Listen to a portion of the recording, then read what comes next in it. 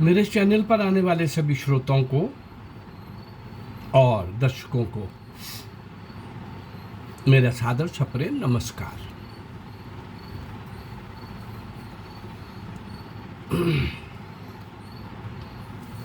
इस चैनल के माध्यम से भारत के उन क्रांतिवीरों को, भारत माँ के सपूतों को स्मरण किया जा रहा है जो 190 वर्ष 1757 से 1947 190 वर्ष में भारत माँ की स्वतंत्रता की बेड़ियां काटने के लिए खुद कट गए, स्वतंत्रता रूपी महायज्ञ में आहूत हो गए, सब कुछ निछावर कर दिया। लेकिन ऐसे सच में देश की आज़ादी के लिए लड़ने और मरने और खपने वाले लोगों के लिए, बलिदान होने वाले और कुर्बान होने वाले लोगों के लिए इतिहास में एक पंक्ति नहीं लिखी गई, उनको बताया नहीं गया। 47 के बाद जो जिस जनरेशन को पता लगना चाहिए था, लेकिन जिस पार्टी का नाम लिया जाता है वो पार्टी एक अंग्रेज सरकार ने बनाई। अंग्रेजों के समय में आज़ादी की मूवमेंट लड़ रहे इन कांग्रेसियों ने कितने पाप किए हैं बहुत से गिनाए जा सकते हैं। आज़ादी के बाद कितने किए हैं वो जनता ने देख लिया। अब कहीं भी जनता इनको लगभग मुंह नहीं लगा रही। पाप बहुत हो चुके, पाप का घड़ा इनका भर चुका है। चूंकि नेताजी सुभाष चंद्र बोस तक का ब्रिटिशर्स के साथ एग्रीमेंट करते हुए नेहरू ये सौदा कर रहे थे कि जिंदा या मुर्दा नेताजी सुभाष मिलेंगे तो हम आपके हवाले कर देंगे। अरे 1943 में झंडा लहराने वाला, और वो भी सेलुलर जेल के बाहर अंडमान में भारतीय स्वतंत्रता की घोषणा करने वाला, आज़ाद भारत सरकार बना करके 12 देशों से मान्यता लेने वाला नेताजी सुभाष चंद्र बोस। नेहरू तुमसे 4 साल पहले वो बन गए थे। नेहरू और पटेल से तुम इतने डरे हुए थे कि तुमको सौदा करना था, भारत माँ को कटवाना था, जिन्ना के साथ मिल करके देश के टुकड़े करने थे और करोड़ लाखों लोगों के कत्ल हो जाने का और उनके कत्ल होने में आपको सहयोग करना था, सिर्फ अपनी प्राइम मिनिस्टरशिप के लिए, फिर सिर्फ प्रधानमंत्री बनने के लिए। वो तो तुम बन ही जाते, अंग्रेजों के पेरोल पे थे, बन ही जाते। चलिए, आज मेरा विषय उन क्रांतिवीरों को इस चैनल के माध्यम से हम स्मरण कर रहे हैं, श्रद्धांजलि दे रहे हैं, श्रद्धा सुमन भेंट कर रहे हैं। ऐसे उन लगभग 360 के आसपास मैं वीडियोस आपको दे चुका हूँ। उन अज्ञात असंख्य क्रांतिवीरों को, नायक और नायकों को आपके सामने ला चुका हूँ। उसी श्रृंखला में आज जिस नौजवान का, जिस क्रांतिकारी का, जिस अमर बलिदानी का, जिसने शौर्य और वीरता के शिखर पर बैठ करके कुर्बानी और बलिदान का एक नया इतिहास लिखा, ऐसे विलक्षण 6 फुट 2 इंच अमृतसर में जन्मे घुंघराले बालों वाले नौजवान मदन लाल ढींगरा को आज हम श्रद्धांजलि देंगे। आज उनका बलिदान दिवस है, इसलिए याद किया जा रहा है। पर चूंकि इनके लिए कहने को बहुत कुछ है, ये मैं एक एपिसोड के अंदर नहीं कह पाऊंगा। इसलिए 18 सितंबर 1883 को इनका जन्मदिन है। 18 सितंबर को जन्मदिन के दिन भी एक अलग तरह से इस नौजवान को, इस क्रांतिवीर को मैं आपके सामने पेश करूंगा। पर आइए, आज हम ऐसे नरवीर मदन लाल ढींगरा को स्मरण कर रहे हैं जिसका जन्म 1887 में पंजाब में हुआ। इनका परिवार आर्थिक दृष्टि से संपन्न परिवार था, इसलिए इनकी प्रारंभिक शिक्षा प्राप्त करने के बाद इंजीनियरिंग का कोर्स करने के लिए ये इंग्लैंड चले गए।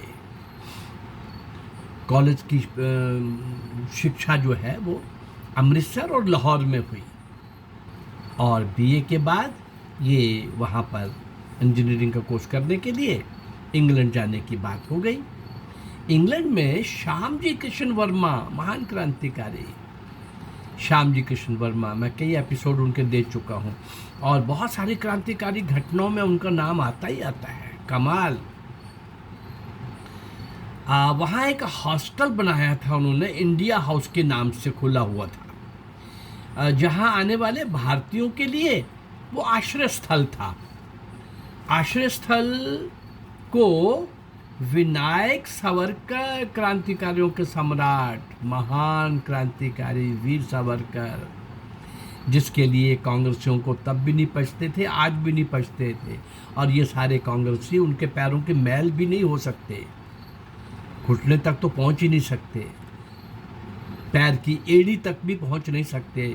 वीर सावरकर सारे विश्व के अंदर उस स्तर के क्रांतिकारी थे, त्यागी थे, तपस्वी थे। 2 बार काला पानी की सजा भुगतने वाले ये वहां पर थे। क्या कर रहे थे ये और मैडम भिखाई जी कामा, ऐसे और भी लोग, इन क्रांतिवीरों ने क्या कर रहे थे? ये क्रांतिवीर और नायक और नायिका ये क्या कर रही थी? इंडिया हाउस को अपना गतिविधियों का केंद्र बनाया हुआ था। जो भी भारत से आएंगे उनको भारत की स्वतंत्रता के लिए एजुकेट करेंगे। यहीं से मदन लाल ढींगरा भी इनके संपर्क में आए। मदन लाल ढींगरा इन्हीं क्रांतिकारियों के रंग में रंग गए।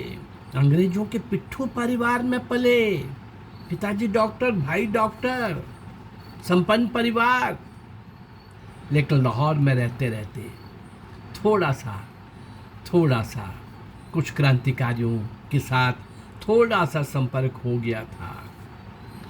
परंतु अब जब इंग्लैंड पहुंच गए हैं तो इंग्लैंड पहुंचते ही इंडिया हाउस में, जो कि लाहौर से ही कुछ वो सोच के गए थे। इस प्रकार से 1907 में इन सभी क्रांतिकारियों ने मिलकर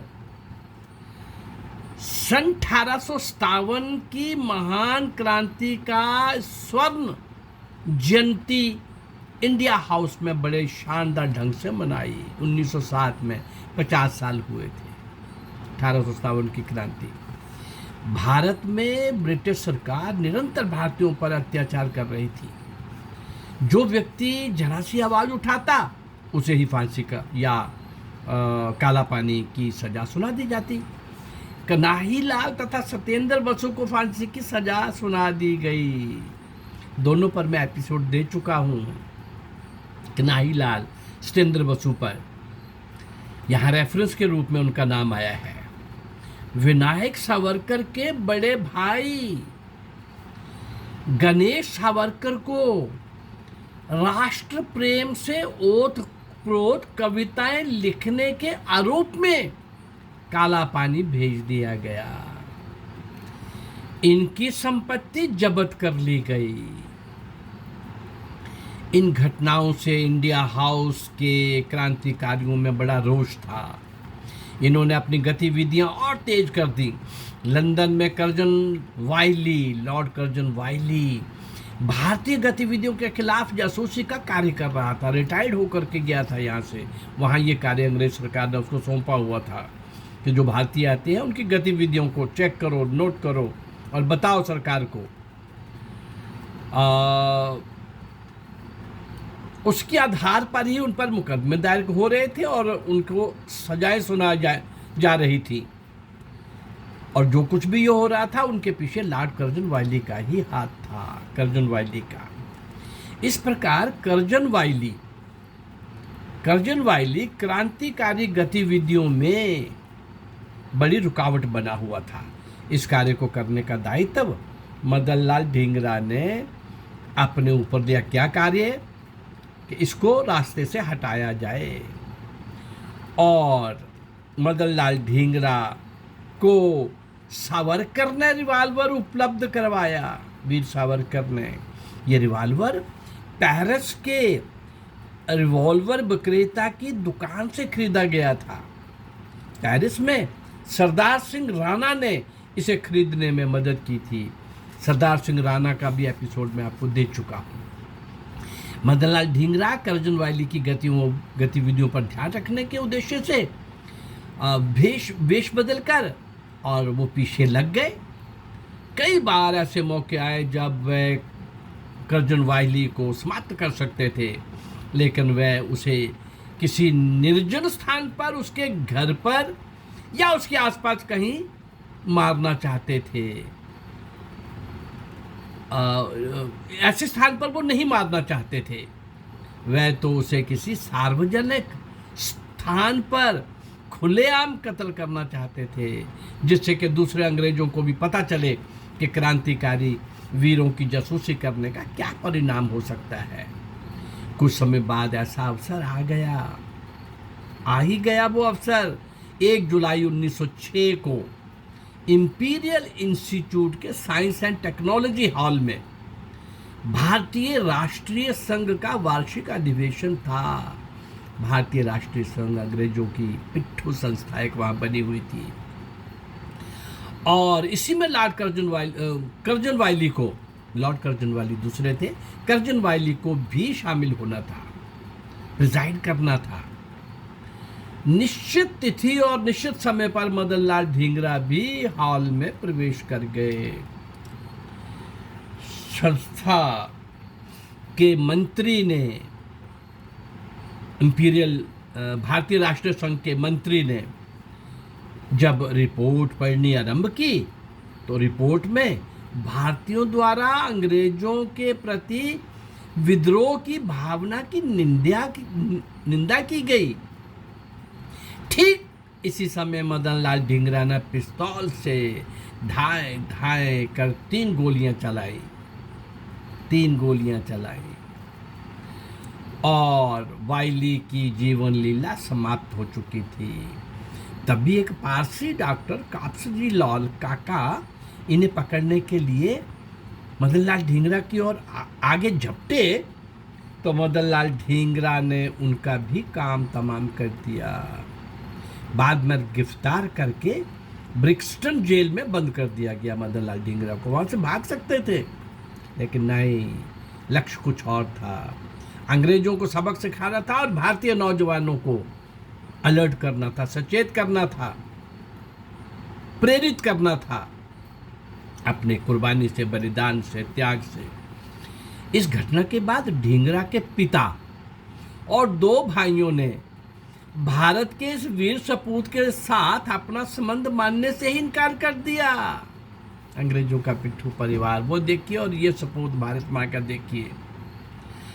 इनके भाइयों ने जब ब्रिक्सटन जेल में मदन लाल से मुलाकात करनी चाहिए, तो मदन लाल ने ऐसे भाइयों की शक्ल देखने से ही मना कर दिया। लंदन में रहने वाले कुछ ऐसे भारतीय भी थे जो अंग्रेजों की रोटी पर पलकर अपने को धन्य समझ रहे थे। ऐसे ही लोगों ने मदन लाल ढींगरा के इस कार्य की निंदा हेतु सभा का आयोजन किया। इस सभा में मदन लाल ढींगरा के खिलाफ निंदा प्रस्ताव पास करना था। ऐसा करके वे अंग्रेजों की निगाह में वफादार बनना चाहते थे, उनके पिट्ठू बनना चाहते थे, उनके प्रति लॉयल्टी दिखाना चाहते थे। निंदा प्रस्ताव पढ़ा गया। जब पढ़ा गया तो वीर सावरकर ने खड़े होकर के उसका जबरदस्त विरोध किया। तभी पामर नाम के एक एंग्लो इंडियन ने क्रोध में वीर सावरकर को की नाक पर एक जोरदार घुसा दे मारा, मुक्का मारा और बोला, ये ले अंग्रेजी मुक्के का स्वाद। टांट करके बोला, मुक्का मार के बोला, जिससे उन्हें काफी चोट आई। उसी समय MTT आचार्य नाम के एक युवक ने उस अंग्रेज के सर पर जोर से अपनी बेंत का वार किया। वे बोले, अरे ये ले हिंदुस्तानी डंडे का स्वाद। बस फिर क्या था, सभा में अफरा तफरी मच गई। शोर शराबा में निंदा प्रस्ताव पास ही नहीं हो सका। वीर सावरकर भी यही चाहते थे।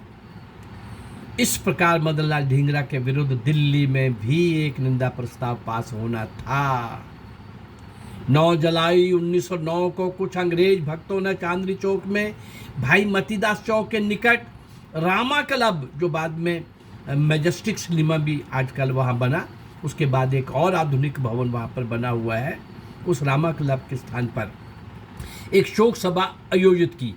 बड़े बड़े साभ्रांत लोगों को भाषणों के उपरांत जब सभा के अध्यक्ष लाला शिव प्रसाद रईस निंदा प्रस्ताव पढ़ने लगे तो एक 14 वर्षीय बालक विषण स्वरूप उठ खड़ा हुआ और निंदा प्रस्ताव का विरोध करते हुए ऊंचे स्वर में बोला, वीर मदन लाल ढींगरा का मुकदमा भी अदालत में है, उसके संबंध में आपको बोलने का कोई अधिकार नहीं।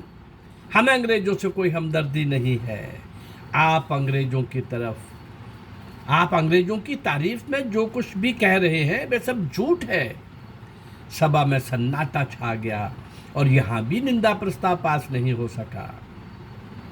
17 अगस्त 1909 को प्रातःकाल की बेला में इस भारत पुत्र को, मदन लाल ढींगरा को, इस महान क्रांतिकारी को फांसी के तख्ते पर लटका दिया गया।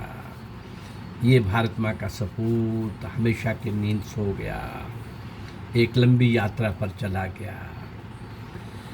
भरी जवानी के अंदर इंग्लैंड में पढ़ने के लिए जाने वाला ये नौजवान सावरकर और श्याम जी कृष्ण वर्मा के इंडिया हाउस में संपर्क में आने के बाद किस प्रकार से आगे बढ़ा और ये वीर सिपाही खुशी से वतन के नगमे गाता हुआ बलिदान हो गया। मदन लाल ढींगरा ने 10 जुलाई 1909 को लंदन की भरी अदालत में न्यायाधीश ओल्डवेली के सम्मुख अपने बयान में कहा था, क्या कहा था? मैं निर्धन अपनी मातृभूमि से दूर माँ भारती के चरणों में अपने रक्त की बूंद के अतिरिक्त और क्या अर्पित कर सकता हूँ। मेरा उद्देश्य पूरा हो गया। अब मैं मरकर पुनः जन्म लूंगा और भारत में ब्रिटिश सत्ता के खिलाफ फिर जिहाद छेड़ूंगा। मेरा अंतिम संस्कार भारतीय शास्त्रों के अनुसार हो। उस समय गीता का ये श्लोक अवश्य पढ़ा जाए। ये गीता का श्लोक और ये आखिरी शब्द और इन शब्दों को और आगे बढ़ाते हुए वो क्या क्रिस्मेटिक शब्दों का प्रयोग करते हैं। दिल रूपी समुंदर में भावनाएं कैसे हिलोरे ले रही हैं, उमड़ उमड़ के बाहर आ रही हैं और भारत माँ के लिए वो क्या बोल रहे हैं, अपने लिए क्या बोल रहे हैं जब फांसी का तख्ता सामने है। कुछ ही क्षणों के बाद पता है कि मैं उसके अंदर पूरी तरह से खप जाऊंगा, चला जाऊंगा, लंबी यात्रा पे चला जाऊंगा। एक बात अभी बोल देता हूं, बाकी 18 सितंबर के एपिसोड के अंदर शायद वो 2 मुझे एपिसोड करने पड़े और इनके एक बात कहा था, हिंदू मरता नहीं है, बस मुझे तो जाना है और आना है। इसी जाने और आने की बात को और गीता के उस श्लोक को 18 सितंबर के एपिसोड के अंदर मैं विस्तार से रखूँगा। आपको बहुत अच्छा लगेगा इस महान क्रांतिवीर के अंतिम शब्द। इन सब महान क्रांतिकारियों को स्मरण करने का और इनको श्रद्धांजलि देने का जो मैं प्रयास कर रहा हूँ। अगर आपको ये अच्छा लग रहा है तो आप इसको चैनल को लाइक करिए, सब्सक्राइब करिए और इसको शेयर करिए।